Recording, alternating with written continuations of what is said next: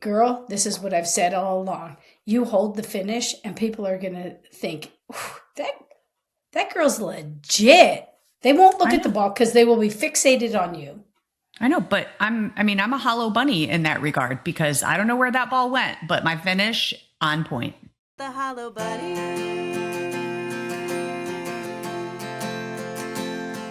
And we all feel hollow sometimes. Greetings and salutations, and welcome to the Hollow Bunny Leadership Podcast. I'm Kristen Ziman, and I am here with my strategic and straight-talking co-host, Sylvia Moyer. We are former police chiefs, but the Hollow Bunny Podcast is not just for cops. This podcast is for anyone interested in talking about life and leadership, particularly the lessons that we have learned about both, and those lessons fill up the Hollow Bunny metaphorically. Hi, Sil. Hi from Arizona. Hello, Naples. Hello, Florida. Sedona, one of my favorite places on earth where the hiking is amazing and the golf is even better. The ping pong. I think you Yeah. weren't you in second place? No, in I was not the ping pong champion. I was in championship? second place. I was not the champion. I was in second View's place. always the same in second Yeah. place, sister. That chief of Sedona, her name shall not be mentioned since she is the ping pong champion of the world, but that chief of Sedona, she won. She won. She beat She me. didn't just win. I actually have never seen a more dominant performance. Yeah, it was worthy. Yeah, you could tell she has some paddle skills from her pickleballing. Yes. Yeah. And see, what I appreciate is not only did she have mad skill and talent, agility, boom, she had mad game in terms of getting in Yeah. your head. She kind of Yeah. got in your head a little bit. Oh, yeah, she's got some attitude. And listen, I don't think of her as competition. I think of her as a worthy rival. And that is the highest compliment I can give to her. Ooh, I love that. I love that. So that's the attitude you're going to take today when you go out and play golf. Since you're Yep. going out today. Yes, my worthy rivals. Yes, I will win the Okay. crown today. And we were talking Talk to about me golf. about golf. And today we're talking about something also that folks have written into us about. They've asked us about, like, how do you know when to leave? Right? Ooh. So I got to tell you this story. I shared this story with you last week or so. I went to Myrtle Beach to play golf. So I went to Myrtle Beach with my bestie and pals and stuff. And so playing in Myrtle Beach, we were playing golf, right? So we were a threesome this day. And we were at this renowned golf course. Absolutely beautiful, gorgeous. So they're in a cart together, and I give my bag to the gentleman checking me into the cart. And I say, I'm solo, I'll be on the driver's side, right? So I go into the bathroom and do what I got to do, my sunscreen, all my stuff. And I walk out and I look at my bag is on a cart on the passenger side. And there's a dude standing by the driver's side. And I went, oh, okay, that's interesting. So he and I immediately took the driver's seat. Like that happens. Like he made the decision to take the driver's seat while you were in the bathroom. Oh, this is so interesting. Carry on. It's very interesting because I didn't know I was going to be partnered. Now, okay, that happens. They fill someone in. Sure. But he's a dude with a lot of energy. Like, hi, this is my name. I'm going to be, I really want to, we're going to have such a great time. And I'm like, oh, okay. So how would you feel if we took separate carts and maybe I do my thing, you do your thing. My friends are in their cart together. What do you think about that? No way. We're going to talk. I'm a musician. I was a teacher. I did this. Blah, blah, blah, blah, blah, blah. I was like, holy shit. I just said, okay. So I said, you've just ruined my golf round. Like I have low key secondhand anxiety right now because I would have run that golf cart right into a tree. I wasn't driving. So how the fuck could I run the that's golf right. cart into I the would've tree? jumped out. Because the man Jumped and took the rolled. driver's seat. Jumped Okay. and rolled. Okay. So I'm going to abbreviate this story to get to this mad point. This guy was super energized and I had a vibe, right? And so I said, okay, what do you think about we just have like a peace and quiet, this peaceful round of golf? He goes, okay, super excited to play. So I said, which tees are you hitting from? We were hitting from the forwards. He's hitting from the whites. Okay. So he's on the first tee. We drop him off. He hits, and this is what he does. Woo! I was like, okay. okay. All right, I don't hate that yet. All right. I'm not mad yet. Okay, so I went, ooh, okay, I love your enthusiasm, bro. I'm not going to say his name. We hit, he gives us we hit pretty well. And so then this goes on. Well, by maybe the fifth hole, he is sharing his entire life story with me. Oh, no. I know he got his wife through cancer and nursed her back, and then she dumped him, and then she lost 95 pounds, and then her family discarded him. Her family doesn't like him. He's currently going through a divorce. He bought this house that the realtor screwed him, and the house was a disaster. He can't even live in the house. So he's a guitar player and a musician. He writes music. He used to fit golf clubs. He was a teacher. He did all these things. He's a photographer. So he took a shit ton of pictures of us. And all these things. And he's in, crisis because he's living basically in the basement of this house that he bought with the stuff from the divorce, but he's still going through the divorce, and he has 2 daughters and they're in college. And and so just, me, people like talking to me because I'm like, okay. They kind of open up, not that they like talking to me, but they open up. Okay. Well, he opened up a lot. And then he said, and this is all while playing golf, right?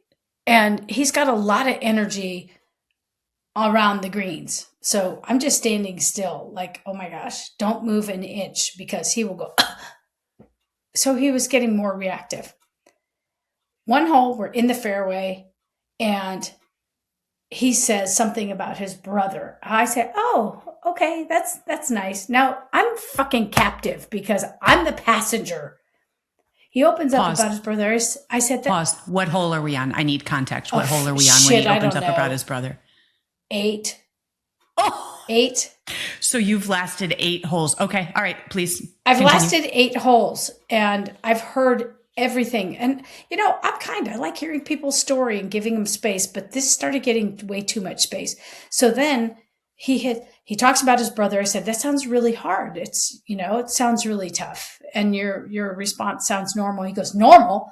And he starts getting super amplified. He said, my family got killed in an explosion. I said, wow. I said, I'm so sorry. That's really tough. I'm like trying to use the rangefinder because I'm like 160 out and I'm trying to figure out what damn club I'm going to hit. And so I look at him while my partners are hitting, and I look at him, and I said, that explosion must have been hard. He goes, it's not a real explosion. It's an explosion through divorce and trauma and being treated like absolute trash. And my mother didn't feed me, and she's got mental illness, and I have so much trauma. And he starts sobbing and hitting the steering wheel on the cart.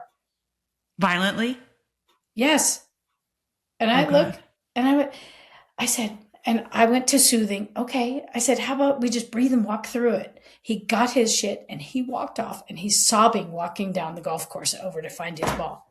And I thought, are we at hole 8 still, or is this something later? like that? I'm a little traumatized because I almost don't remember the golf course because you blacked out. It got worse. After that hole, I said, hey, used his name. I said, I'm kind of feeling like maybe this is a really rough day for you, and I'd like to have some peace. I'm going to abbreviate this. We get to the turn. We go through the turn. I'm sticking in this. This is part of the point.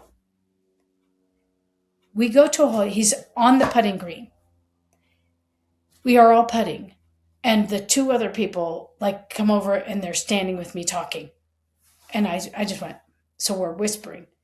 He lost his shit, said, you 3 are all friends and I'm left out, and people do this to me all the time, and I can't even believe you were whispering while I was putting. Your etiquette is absolute shit and you're fucking assholes. And I went, oh my God. I said, hey, used his name. I said, I understand. I'm sorry that I violated the etiquette of golf. And perhaps there's a way for us to, talk about this without you getting so dysregulated, like losing it. And so we had this interaction. I gave him space. I apologize. I want to make it better. I said, oops, I said his name. I'm kind of feeling like, I'm feeling like I'm going to make a different choice about, today. I'm going to take a deep breath, maybe 1 hole. We see how it goes. And then I think we just kind of go our own way. Right? So he hits on the next hole. My playing partner, we're on the green, walks off before he's done putting, lost his shit, completely lost it. And I said, I think I'm going to get my stuff and I'm going to put it on their cart. I'm going to walk. This doesn't work for me.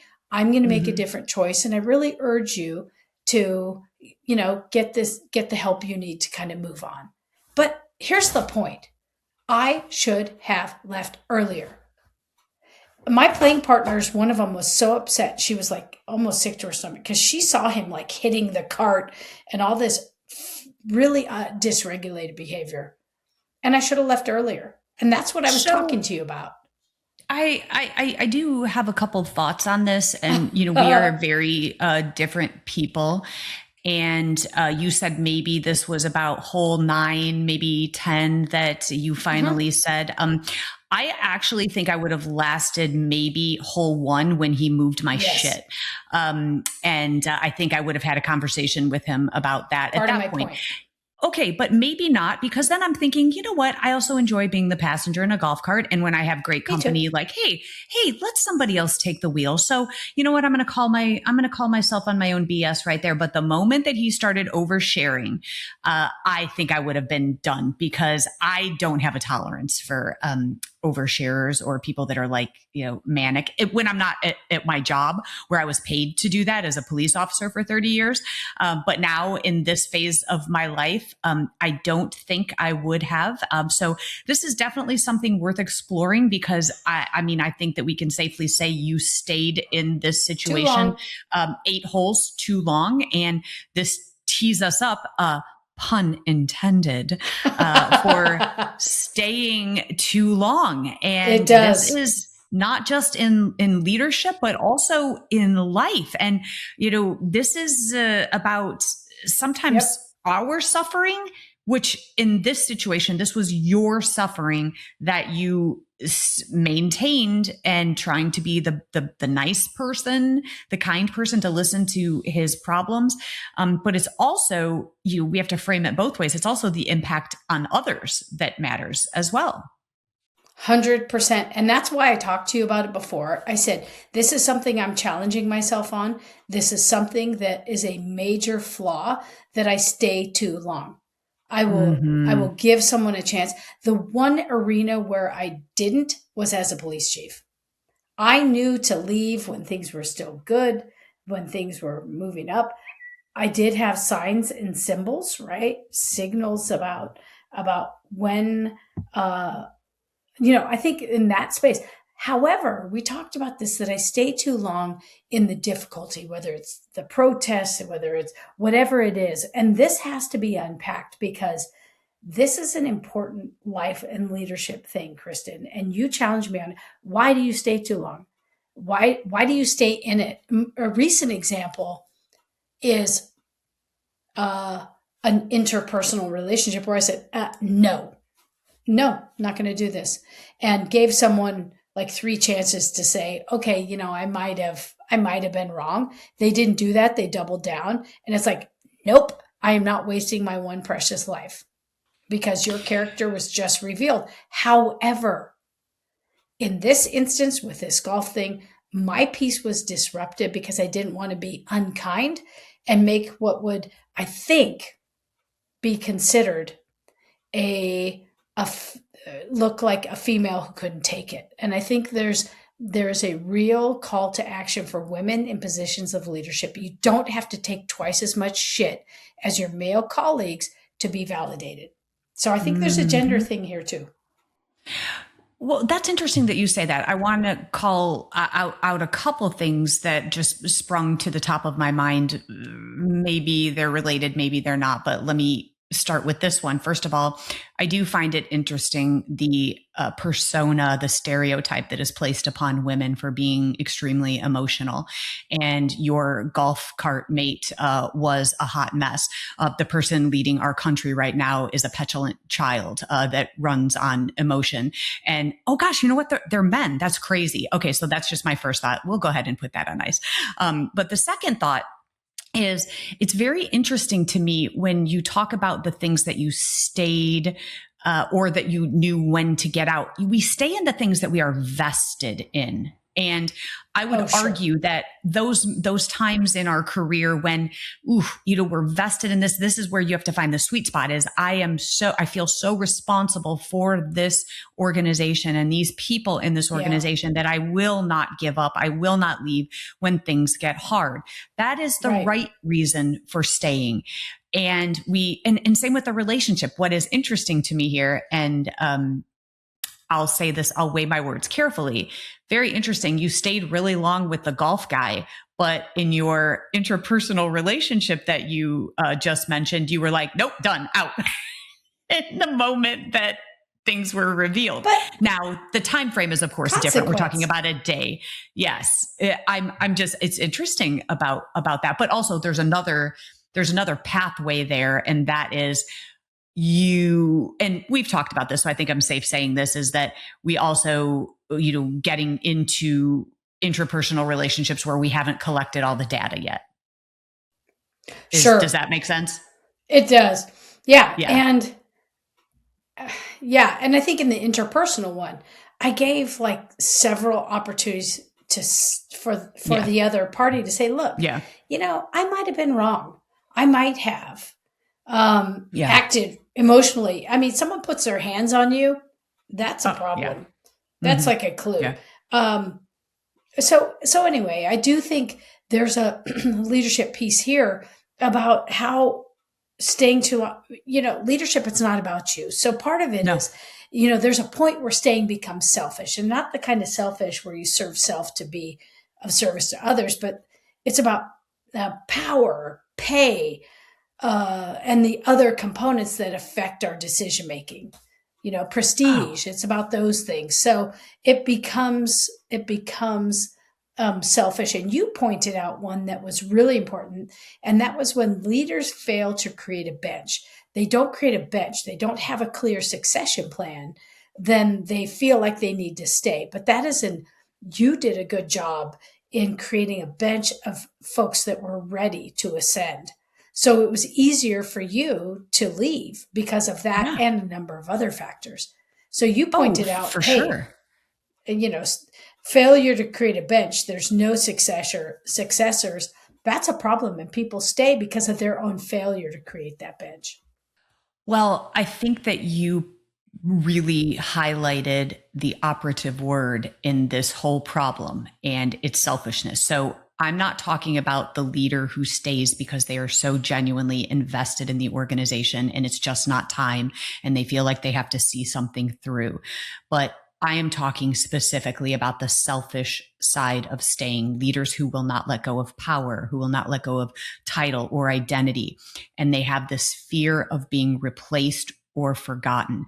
There is a certain agency that I'm aware of right now that is going through this. They're trying to, the chief is trying to stay. He's trying to change an ordinance to allow him to stay longer. Now, this chief has been in his position for, I'm going to say 15 years. And he's trying to change a policy, an ordinance to allow him to stay longer, citing that there is not a bench, that he does not, that no one is ready to step up to the big chair. And I'm sure you can see that my head is exploding, listeners, because you have had 15 years sitting in your position and you don't have anyone ready. Your job as a leader is to make yourself replaceable, full stop. Totally. And if no one is ready to take your seat, it is your failure. A strong leader builds a bench and a weak one builds the spotlight. So I'm flummoxed by the fact that we just don't have anyone who is ready to take this position. That's on you. So it's needing to be the one instead of building others is what makes me absolutely insane. Sure. And people are more ready than we imagine. We can teach someone a budget. We can teach them how to navigate requesting a proposal. We can teach them those things. They can learn that in time. You can't teach them to be a person of sound character and judgment and discernment. So if they have those and the other abilities, right? If they have those, put them in the chair. When someone gets into the seat, they learn differently. When they get into the seat, that's where they get the real texture of leadership and of learning. So you literally just reminded me of another kind of scenario. So it doesn't always have to be the leader at the top, but I go back to my police department every year to qualify for with my firearms, so I can maintain my qualification and get my retirement badge and conceal carry. How very And responsible of you. Thank you so very much. I appreciate that. Thank Bravo, you. sharpshooter. So we're shooting on the, and it's, speaking of competition, that's where Chris and I literally, count the bullet holes in the target. Yeah. I'm proud to say that I'm the reigning champion. Get the crown. All right. So we're talking to the firearms instructor who I have known for a long time. And there are these two sergeants. So we're talking, they're in a supervisory position, but remember those positions are always sought out. People are attempting to promote. And this firearm instructor tells me that he is about to die on the sergeant's list. And it's only for 3 years. And that they may not replace them. And so I'm like, that is such a shame. And he starts telling me about two sergeants that I was astounded that they are still there. They are in their late 60s and they have not left. One of them I know for sure because he told me with his own mouth, he refuses to retire because then his ex-wife will get half of his pension. So I swear. And as I'm talking to this firearm instructor who is going to die on this sergeant's list because these two people are locking up these positions, I went over here and you'll appreciate this because I'm on the other side of retirement. And I said, I am so sad for them because their identity is wrapped up. And also they have their reasons to be vindictive against their exes. And both of them have some similar story there. But I'm thinking their one wild and precious life, they're staying on this police department when they could be retiring, spending time. They have kids, they have spouses. And I'm thinking how sad that they are going to maintain. And the firearm instructor put it a little differently. He basically said that they're sabotaging other careers. Career paths are being blocked. And these are high performers. And he is one of them and is going to die on the list. So it's just the most selfish thing ever. And you can look at it from two different ways. I found that I was in shock that they're still there. I thought, how pathetic. Well, right. And it's pathetic and it blocks the ascension of others. And one could argue that their legacy is diminished because now they're known as that fucking guy. Yeah. Right. And so there has to be an imprint on their soul. They're that guy. They're not going to be remembered for all their good deeds. They're not going to be remembered for the interactions they had on crisis events or on, in developing others. They're going to be remembered as that guy. And you know what's worse about that genuinely is I don't think they give a shit. They don't care about anyone else. They're, God forbid the ex-wife gets what she's probably been entitled to, right? And, half the pension, but it's like they don't care. And then I put myself in the position when I left, I had almost 6 years as chief. And I got to be honest with you, I was done. I mean, we had the mass shooting, the pandemic, the civil unrest post George Floyd. And I knew that I was not performing at the peak of my ability.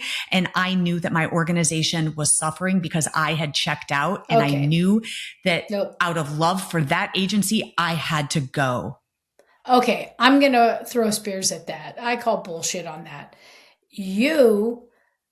Your self-assessment of feeling like the organization was suffering, I just claim bullshit on that because somebody of your status, yourself, your esteem, your agency, your awareness, you may have been operating at 80%, which was disquieting to you and felt like, I'm just not.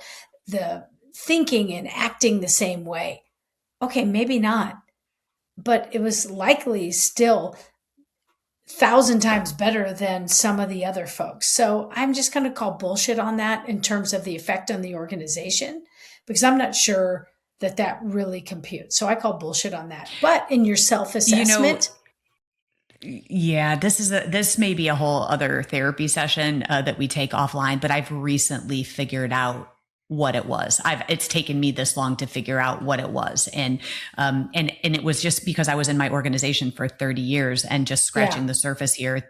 This was post George Floyd, where yeah. our police department was held in such high regard. And then post George Floyd, we went from hero to zero, and I took it personal. And I took it personal Okay. when some of my officers turned against me Okay. because they said, I mean, like everything I took it personal. It broke my little Okay. heart.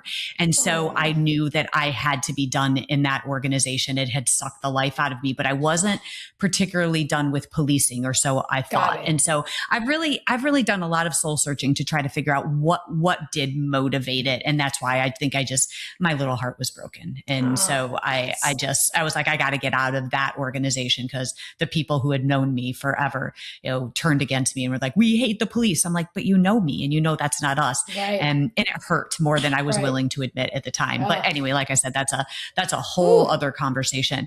But I do want to pull it back. Do you think the same patterns as leaders in organizations, do you think those same patterns show in intrapersonal relationships for staying too long? Or do you think that people can compartmentalize their roles in life and maybe, know when to leave in one, but can't leave in the other? Or do you think it's kind of all interrelated as part of our wiring? I think it's part of our wiring because we're looking at Yeah. consequence.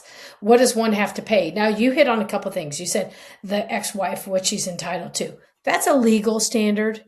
I'm just going to say I have some energy around that because there are legal standards and then there are standards of reason and morality. And fuck straight off if you have your own pension and someone else is more responsible financially. Okay, that said. Okay, amen. Amen. Okay, You know what? Touche. Touche. I know exactly what you're talking about. Like, if legal. you have not earned that, God, if you have not earned that, oh, Kristen, like the legal standard is the floor. Our yeah, character for is the sure. ceiling. Come on, Yeah. man. The legal No, standard you're is the right. floor. Ugh, gross. Yeah. Listeners, Anyway, I I am stand going to say, corrected.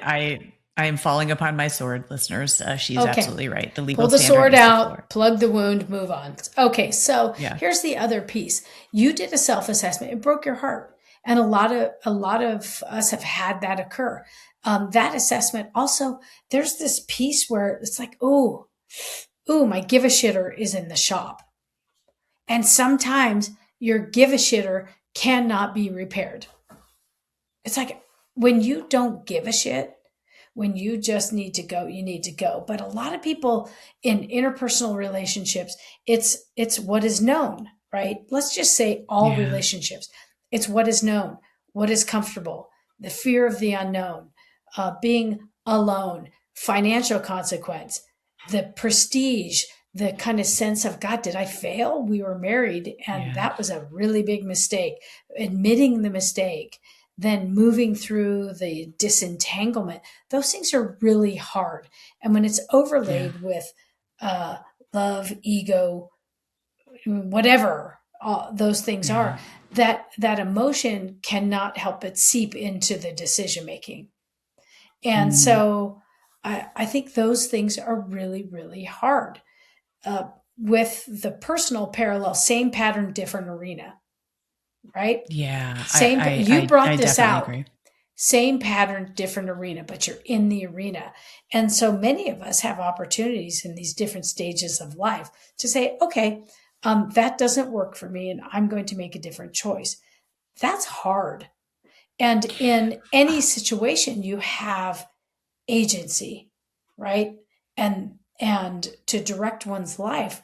For those folks that lead organizations, they have an additional overlay of care, feeding, concern, and preparation for the organization to thrive. Like when I left Tempe, it was really, really hard, but I wanted to leave when things were still going up, or they were maintained, so the next generation could thrive even stronger than they had when I was there.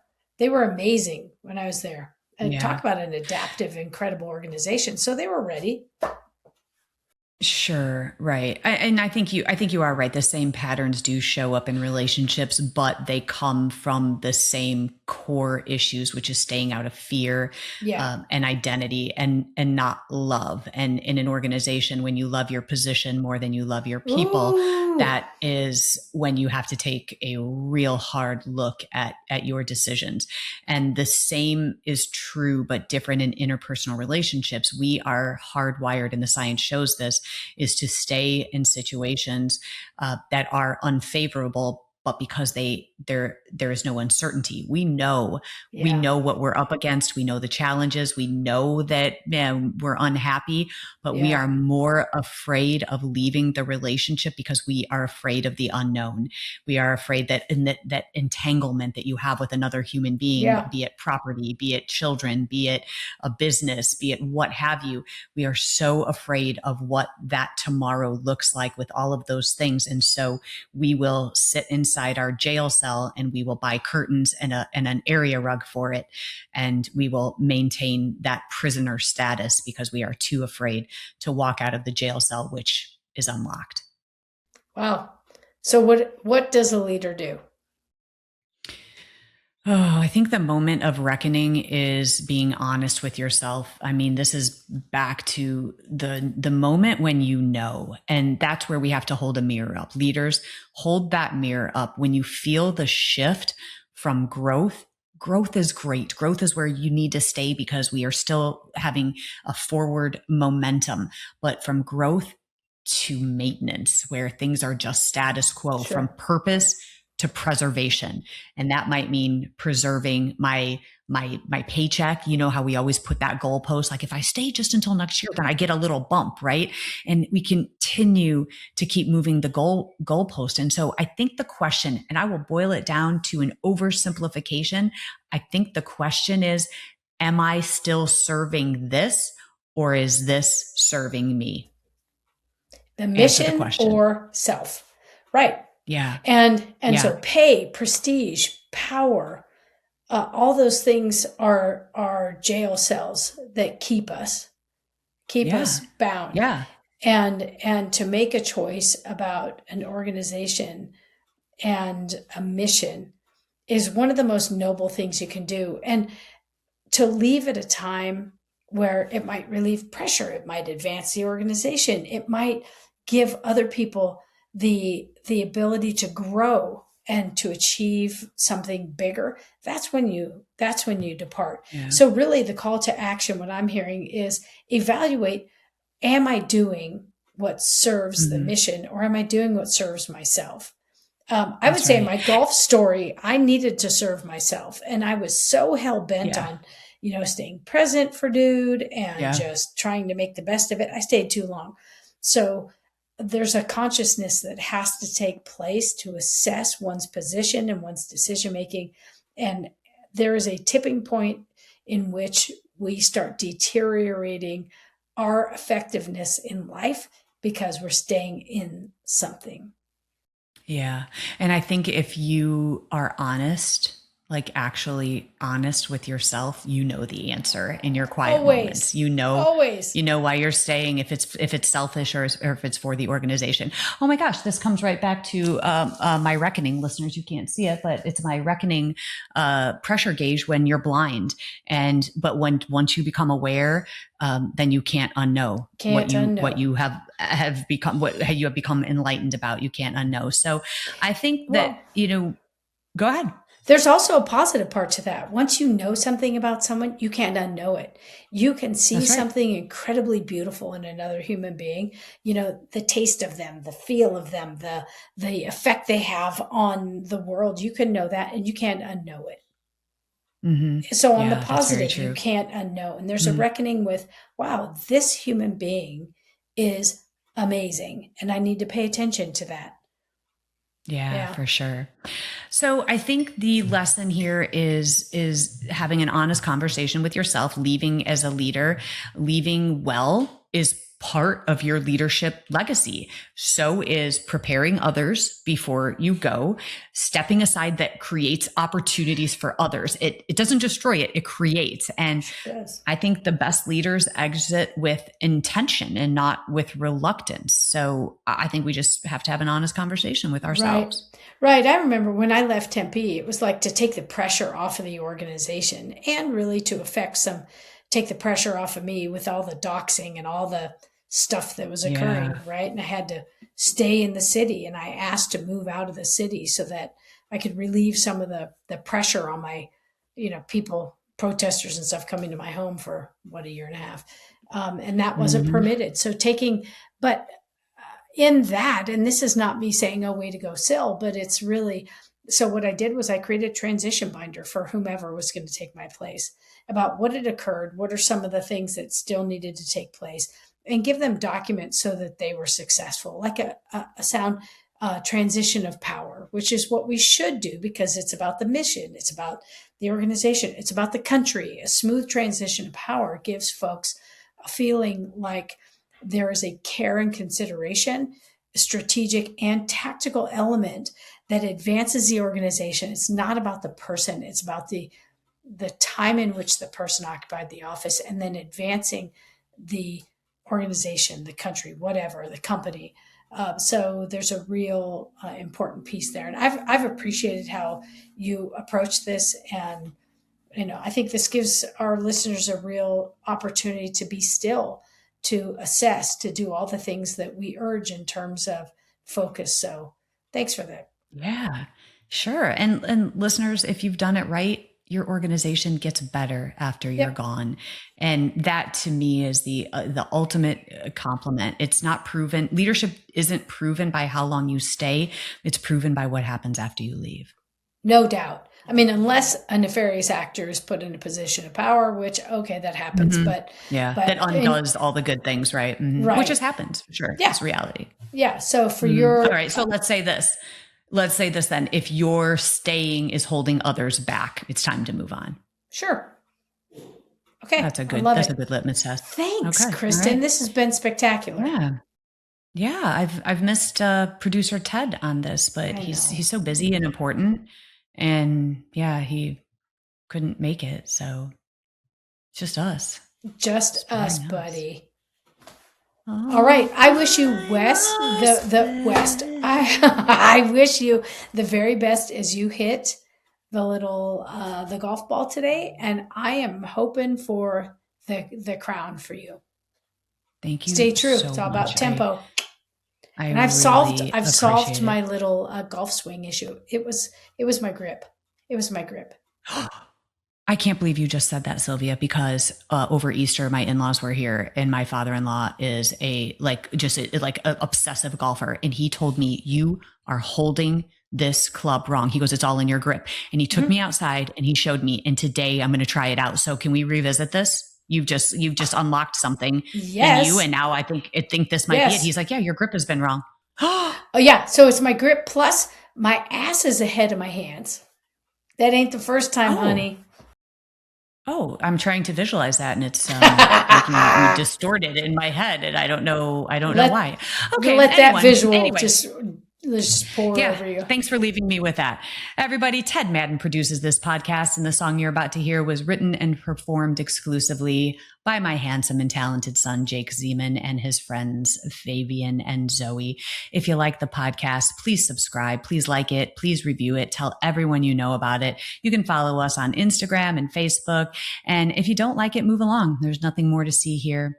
Keep filling your own buddies and keep adding substance to others. Bye, everybody. Bye, everyone.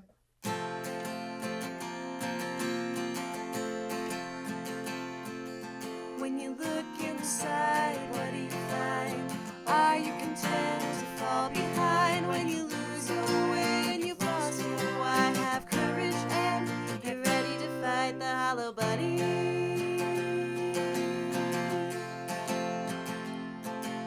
When the way ahead is covered in smoke and you're tired and scared and you're losing hope, you'll open your heart and your eyes to see a challenge and a question. Why not me? To fight the hollow bunny.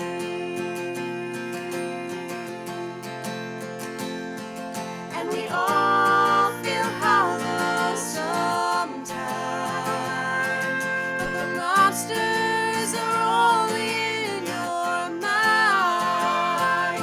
It's a tough pill to swallow, but if you're brave and kind, you'll be alright. If you fight the hollow bunny.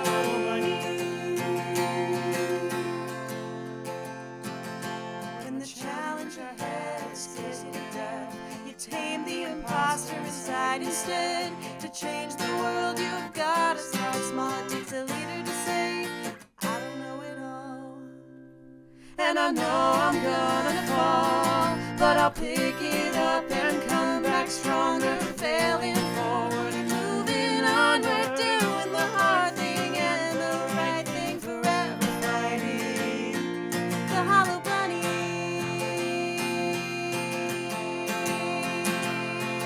And we all feel hollow sometimes, but the monsters are only in your mind. It's a tough pill to swallow, but if you're brave and kind, you'll be alright. If you fight the hollow bunny.